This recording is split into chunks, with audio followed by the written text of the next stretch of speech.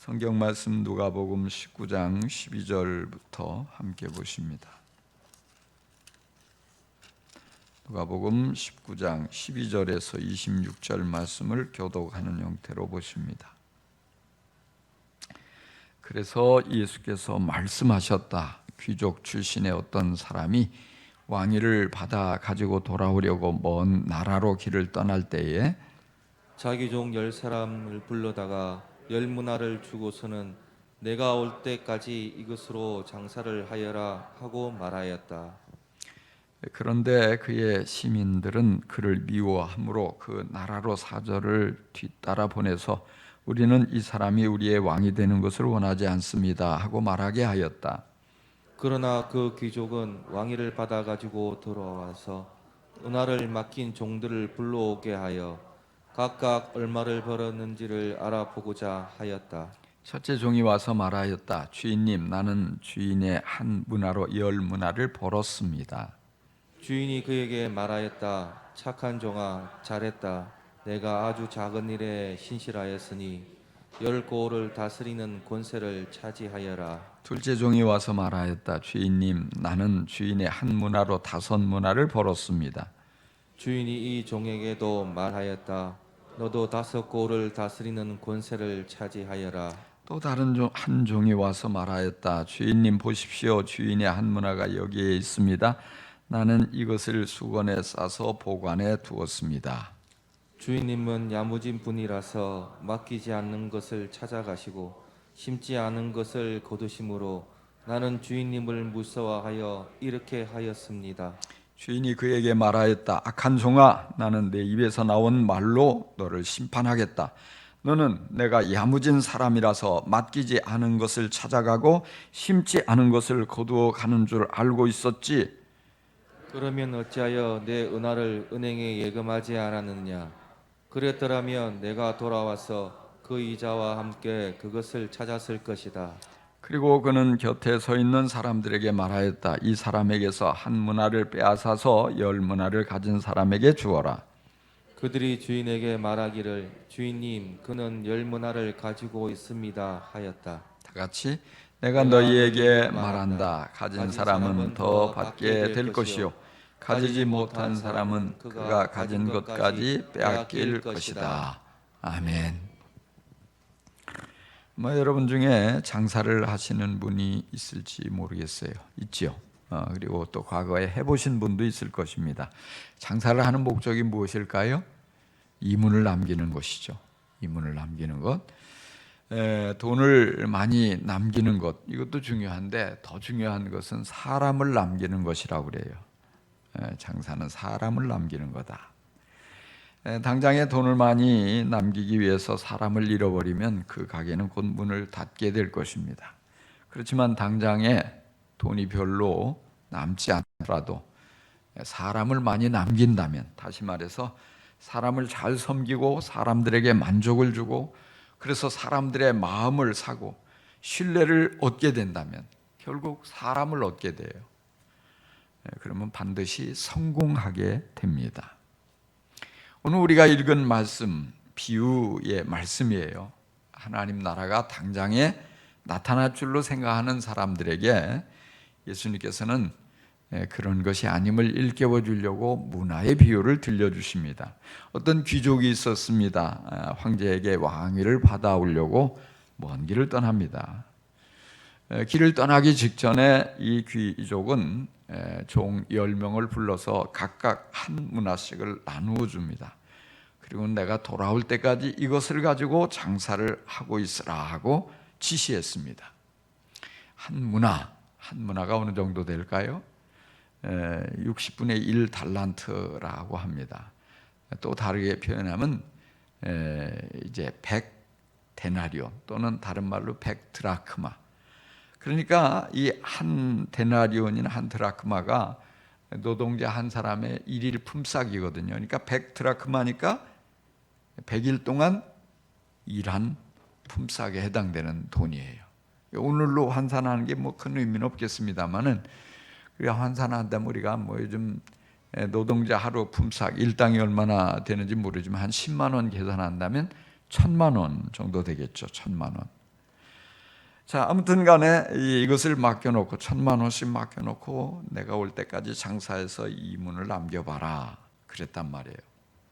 그리고 정말 시간이 제법 흘러서 이 귀족은 왕위를 받아가지고 왕이 돼서 돌아왔어요. 그리고 모든 종들을 다 부릅니다. 다시 불러서 어떻게 했는지 보고해봐라. 첫 번째 종이 보고하기를 주인님이 맡겨주신 이 한 문화를 가지고 장사해서 10문화를 벌었습니다. 참 잘했다. 착하고 신실한 종아. 네가 작은 일에 신실하구나. 너는 10고을을 맡아서 다스리도록 해라. 두 번째 종이 와서 주인님, 저는 주인님이 주신 한 문화를 가지고 장사를 해서 5문화를 남겼습니다. 그래, 너도 참 잘했다. 너는 5고을을 다스리도록 해라. 그런데 다르게 보고한 종도 있었습니다.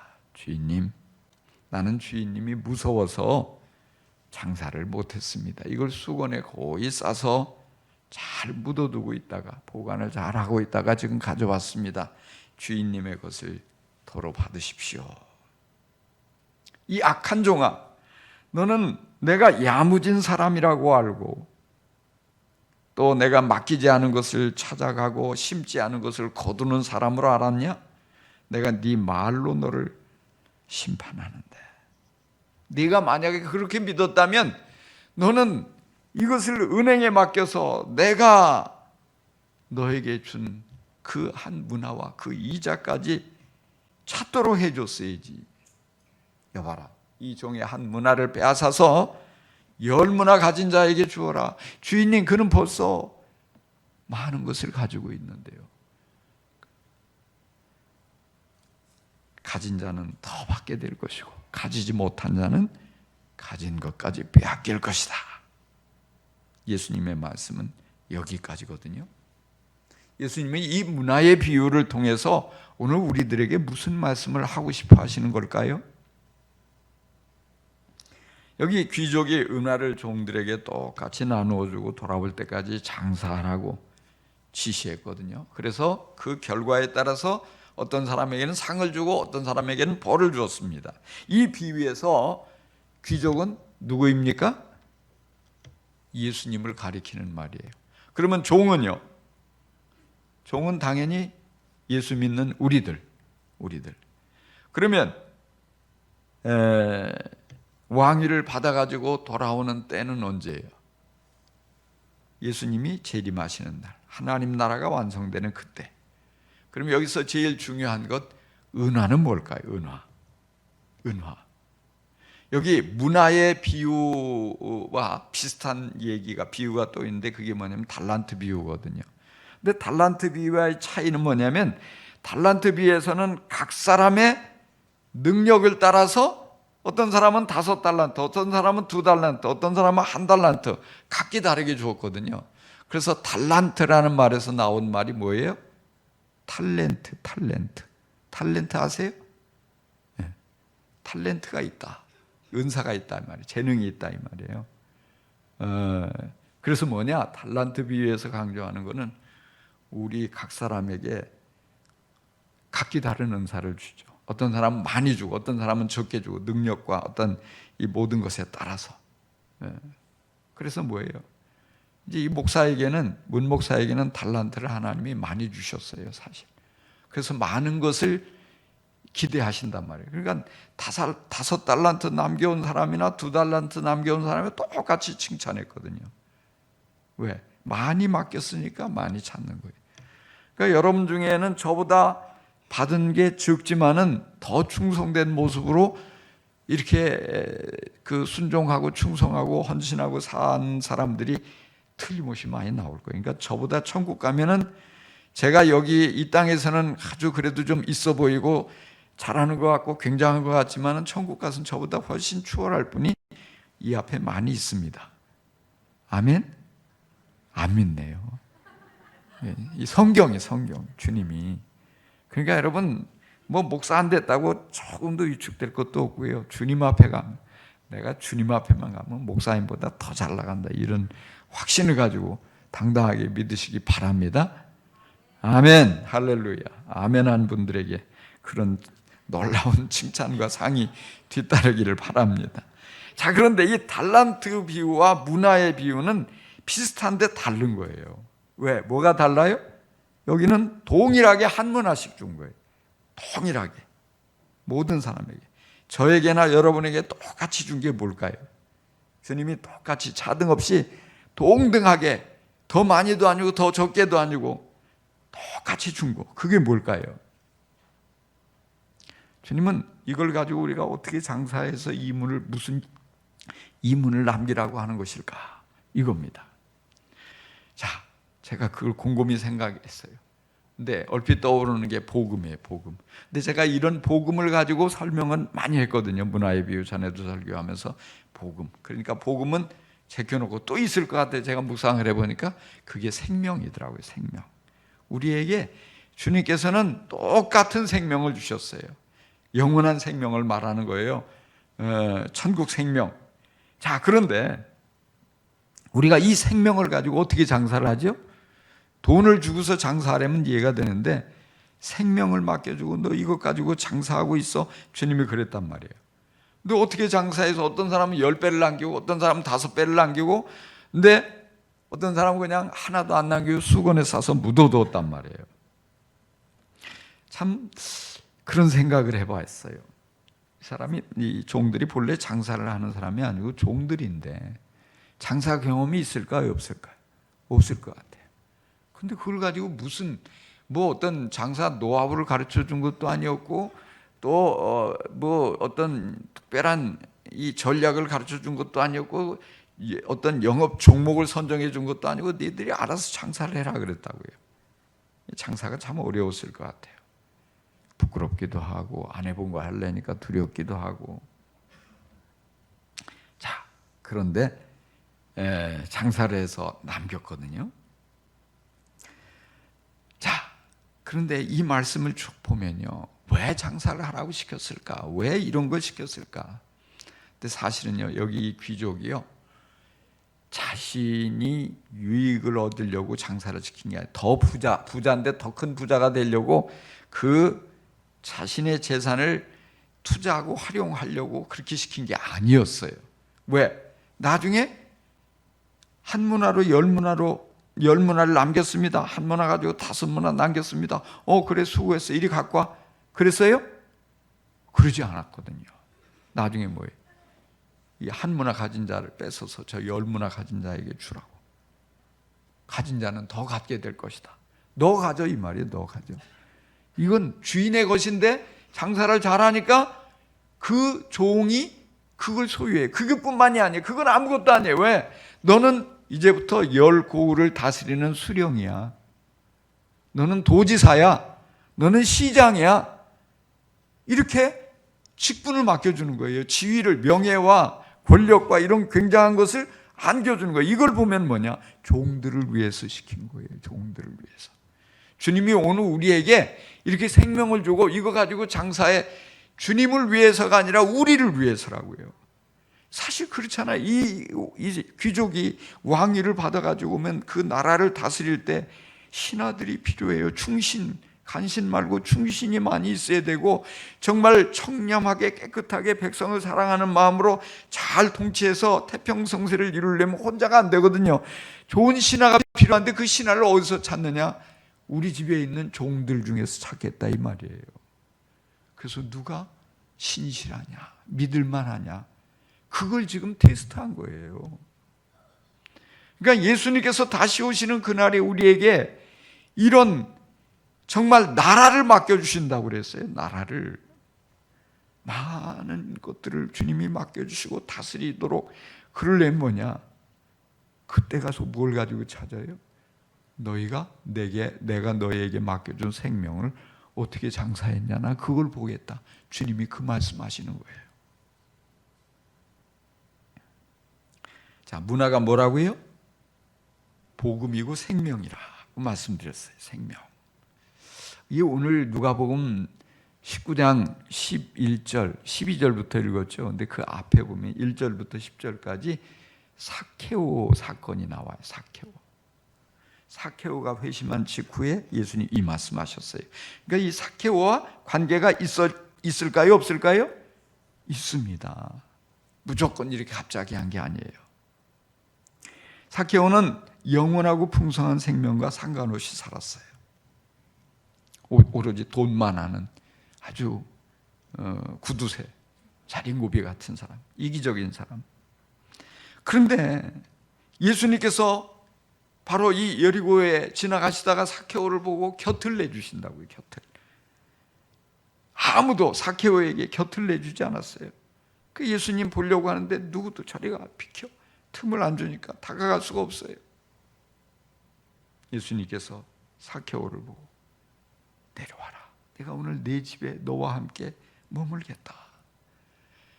그 누구의 집도 아닌 죄인인 아주 사람들에게 미움을 받는 자신의 집에 예수님이 오신다니까 삭개오는 기쁨이 충만했어요. 그리고는 회개에 알맞은 열매를 보이죠. 가난한 이들을 위해서 재산 절반을 뚝 잘라서 나눠주고, 그리고 이제까지 살아오면서 이 세리장으로서 착취한 것, 세금을 과중하게 매겨가지고 가로챈 것 4배로 갚아주고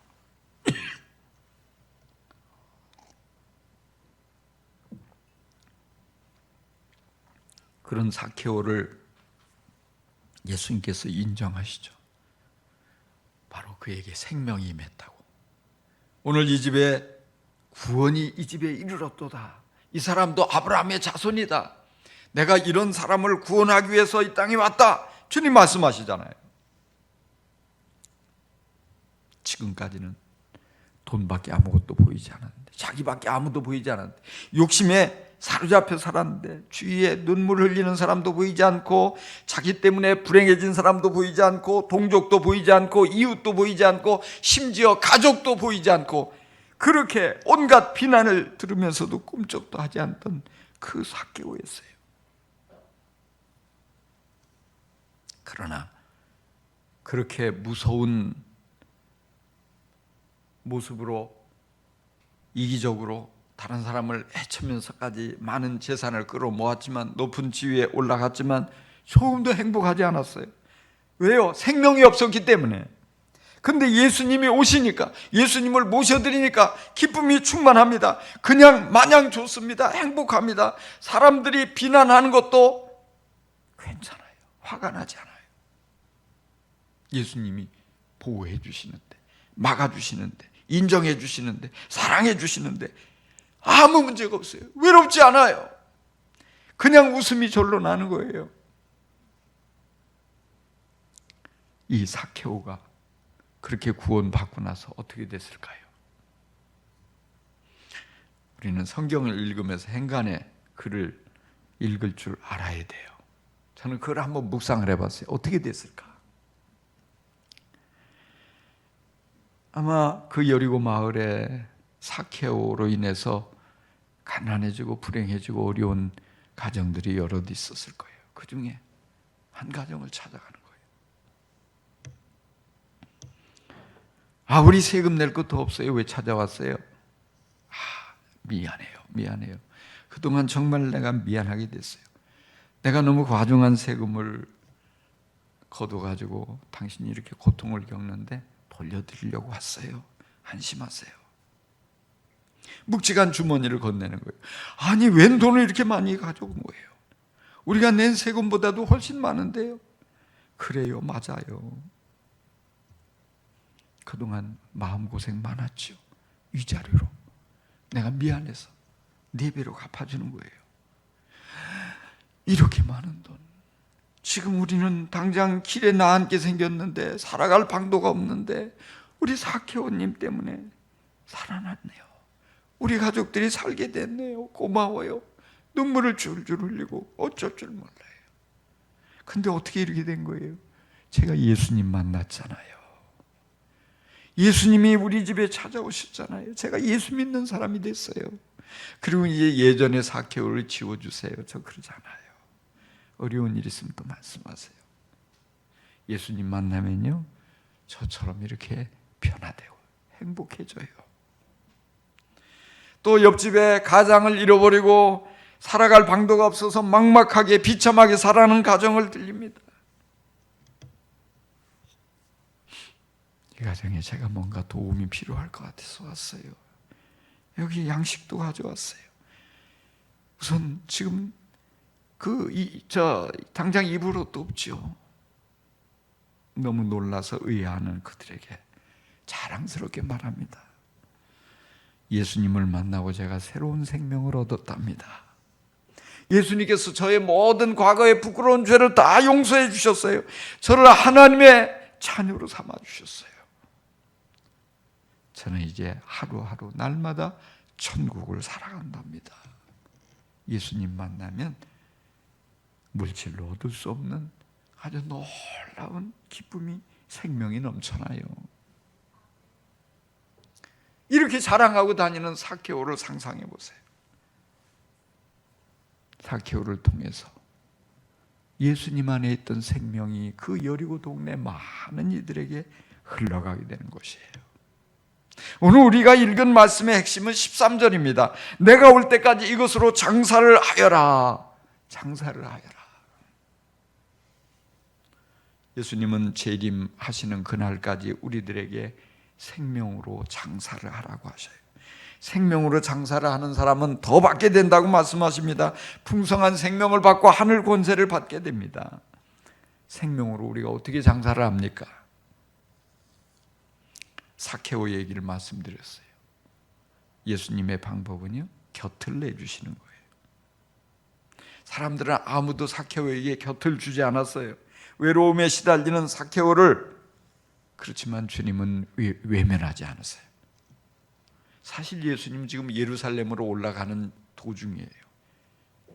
예루살렘에서 예수님을 기다리는 건 십자가 고난이에요. 죽음이에요. 지금 여유가 없어요. 그럼에도 불구하고 예수님은 삭개오를 위해서 하루라는 아주 소중한 시간을 내어주셔요. 짬을 내시고. 예수님은 그런 가운데 가던 길을 멈추고 고개를 들어서 삭개오를 바라보셔요. 눈이 딱 마주쳐요. 사랑의 눈으로 바라보시는 예수님. 삭개오야, 이름을 불러주셔요. 삭개오야, 내 이름을 아세요? 언제 어떻게 저를 아시죠? 어서 내려오너라. 너 나 보려고 그렇게 나무 위까지 올라갔는데 고생하지 않아도 돼. 내가 너네 집에 가서 너랑 하룻밤 같이 지내면 되잖아. 삭개오는 나무 위에서 아주 날듯이 내려왔을 거예요. 뛸 듯이 기뻤어요. 집에 가는 길이 그냥 꽁충꽁충 춤을 추면서 너무 좋아서 웃음을 감출 수가 없어요. 왜? 예수님이 곁을 내주셨어요. 그렇게 구원을 받은 삭개오. 주님이 한마디도 뭘 하라고 지시하지 않았지만 견딜 수가 없어요. 왜? 그런 어마어마한 사랑을 받고 그런 놀라운 생명을 받고 나니까 나도 주고 싶은 거예요. 누군가에게 사랑을 베풀고 싶은 거예요. 누군가에게 생명을 주고 싶은 거예요. 내가 이걸 어떻게 주지? 그래, 내가 가진 건 돈밖에 없잖아. 돈 주면 되잖아. 어마어마한 재산인데 돈 나눠주자. 재산 이까짓 거 절반 뚝 잘라서 가난한 이들 나눠주자. 나한테 상처받고 억울하고 힘든 사람들, 그리고 고통 겪는 사람들, 그것 내가 속지 않은 마음으로 다 갚아주지. 이게 바로 생명장사의 영업 비밀입니다. 할렐루야. 받은 사랑 되갚아주는 거예요. 받은 섬김 되갚아주는 거예요. 주님이 내게 심으신 거 내가 다시 돌려드리는 거예요. 맡겨주신 것 돌려드리는 거예요. 제가 지난 주간에 해외 선교회 이사회로 제주도를 다녀왔어요. 오랜만에. 근데 가서 참 아주 큰 감동을 받았어요. 예, 그 세미나 또 회의 이렇게 하고 그 외에 남는 시간을 이번에 이제 그 예약했던 버스를 거리두기 때문에 취소하고 승용차를 렌트해서 4사람씩 이제 식당도 가고 또 산책도 하고 대화도 나누고 이런, 그래서 같이 오가면서 차 안에서 또 숨길을 걸으면서 이제 돌아가면서 이제 그 아주 깊이 있는, 여럿이는 어려운데 이렇게 둘씩 이렇게 같이 두 가정이 하니까 깊이 있는 얘기를 하게 되더라고요. 그 중에 이제 지금 우리 해외 선교회 이번에 회장이 되신 주민호 선교사와 교제를 하는데, 이 주민호 선교사의 고향은 강원도 태백이었답니다. 시골 동네에 어려서부터 자라는데, 동네 바로 옆집에 교회가 하나 있는데 서양 선교사님이 와서 목회를 하는 거예요. 근데 키가 크고 체구도 커가지고서 어려서 이렇게 친구들하고 학교 가면서 뒤에서 보고 낄낄거리며, 야, 저 아저씨는 넘어지면 일어나지도 못하겠다. 체구가 저래 커가지고 어떻게 일어나냐. 이렇게 낄낄거리고 이렇게 다녔는데, 이제 대학에 들어가고서 선교회를 통해서 예수를 믿게 됐답니다. 근데 어느 날 선교 단체에서 우리나라의 아주 유명한 영성의 대가, 유명한 분을 강사로 초청했다고, 다 모이라고. 그래서 강당에 가서 이렇게 누군가 하고 이렇게 보니까 바로 옆집에 사는 그 아저씨야. 그 키 크고 뚱뚱해가지고 넘어지면 못 일어날 거라고 자신들이 놀렸던 그 옆집 아저씨가 거기에 딱 와 있는 거예요. 이분이 바로 대천덕 신부님이에요.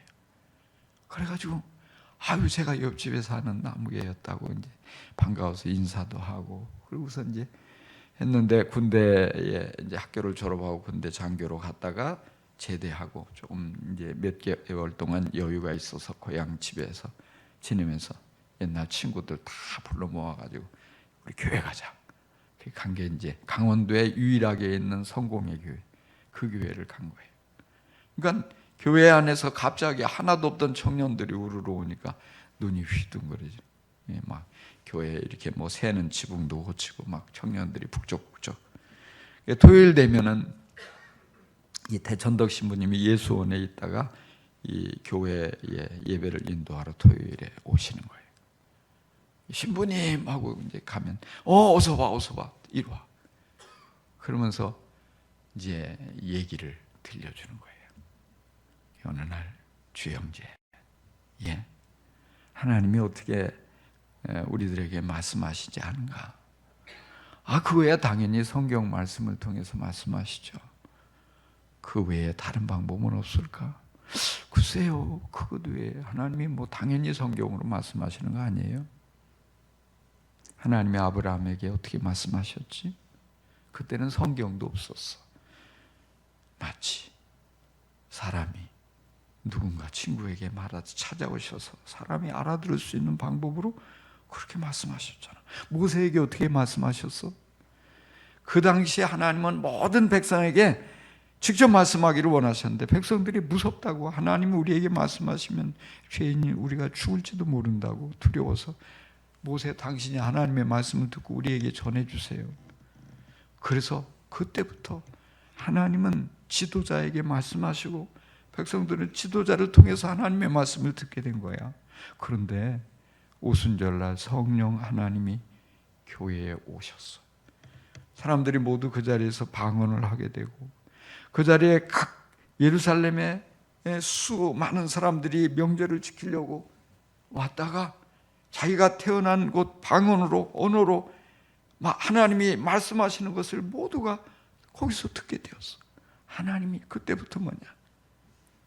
하나님은 지도자를 통해서만 하시지 않고 직접 믿는 이들에게 말씀하신다네. 형제가 생각의 폭을 넓히지 않으면 편협하게 되고 균형을 잃어버린다. 한 번은 성탄절이 돼서 추리를 잘 만들어 놓고 거기에 막 장식도 달고 또 뭐예요, 반짝반짝하는 등도 달고, 야, 이쁘다 하고 보고 있는데 신부님이, 형제 이쁜가? 아름다운가? 예. 자, 그런데 여기에 달려있는 장식, 전구, 이런 모든 것들하고 저 밖에 정원에 있는 나무에 열려있는 열매하고 어떻게 다른지 아나? 아이, 신부님, 이건 가짜잖아요. 나무가 맺은 게 아니고 저기 진짜죠. 무릎을 치면서 맞아, 그거야. 근데 하나님께서 우리들에게 여기 장식처럼, 여기에 이렇게 화려하게 꾸민 것처럼 우리에게 능력도, 은사도, 또 어떤 지위도, 여러 가지 이런 것들을 갖다 붙여주시고, 근데 사람들은 그게 자기 건 줄로 착각해. 자기 거는 열매만이 자기 거지. 하나님이 잠시 맡겨주신 것이야. 그렇군요.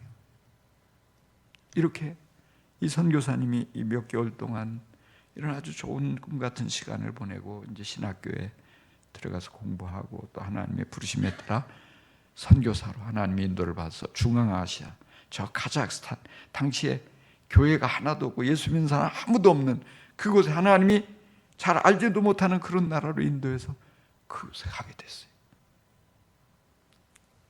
이 대천덕 신부님을 통해서 경험했던 이런 모든 것들,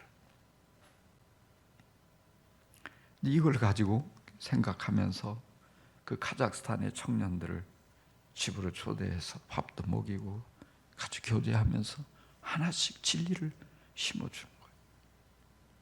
그러면서 이들이 예수님을 믿게 되고 또 이 주선교사님의 제자가 돼서 이 한 20년 동안 이렇게 사역을 해서 많은 교회가 세워지고 많은 영혼이 구원받게 되고 이제 또 이 본부에서 또 이렇게 회장으로 또 새롭게 역할을 맡기고 돌아왔지만 지금도 카자흐스탄에서는 아주 놀라운 복음의 이 부흥이 이루어지고 있다는 사실이에요. 제가 이 이야기를 들으면서 얼뜻 들은 생각이 뭐냐면 부럽다. 참 이 선교사님 부럽다. 나도 저렇게 청년 때 일찍이 이런 훌륭한 신앙을 가진 이런 큰 인물을, 거장을 만났었으면 얼마나 좋았을까. 내가 얼마나 더 영적으로 깊어 있고 많은 도움을 얻었을까. 이런 생각이 딱 들더라고요. 그런데 그 순간 하나님이 저에게 말씀하시는 거예요. 네가 그 일을 하면 되잖아. 네가 하면 되잖아. 그 순간 딱 깨달았어요. 이게 예수님이 말씀하시는 생명장사의 영업 비밀이구나. 하나님의 방법이 이것이구나. 그렇죠.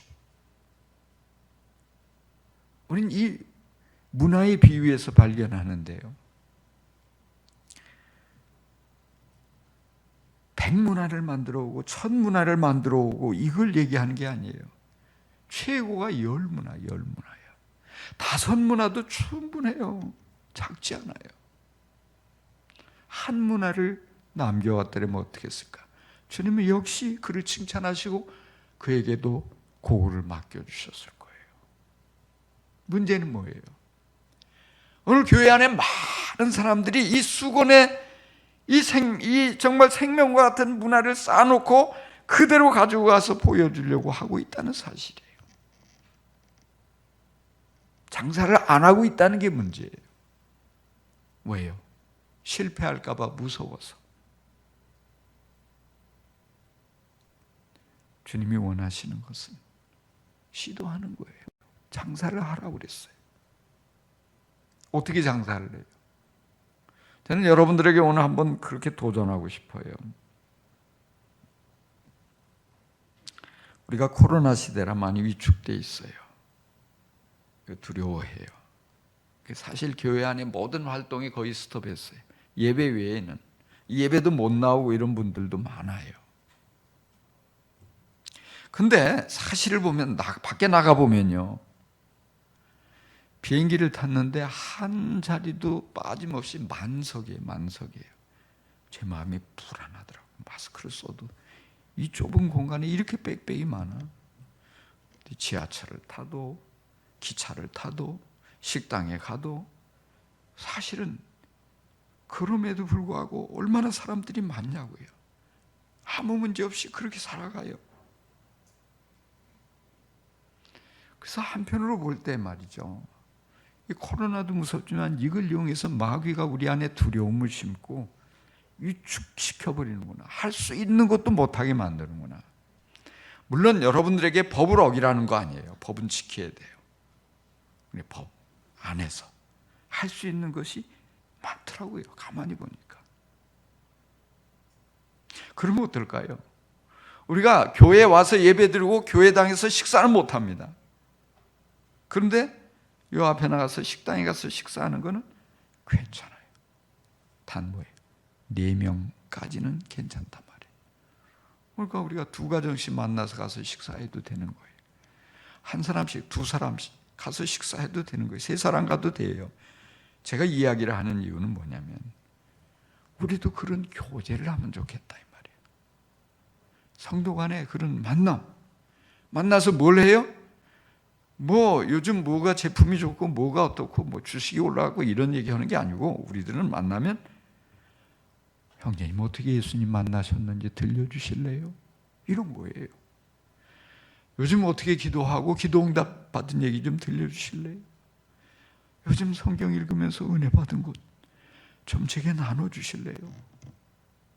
이거는 믿음이 뭐 오랜 사람이 믿음이 약한 사람을 초대할 수도 있지만요, 이제 믿은 사람이 나 밥 한 그릇 좀 사주면서 신앙 얘기 좀 들려주세요. 이게 요즘 시대는 더 좋아요. 왜냐하면 서로 눈치 보여가지고 내가 이 얘기하면 저 사람이 싫어할까 이래서 말을 못 붙이니까.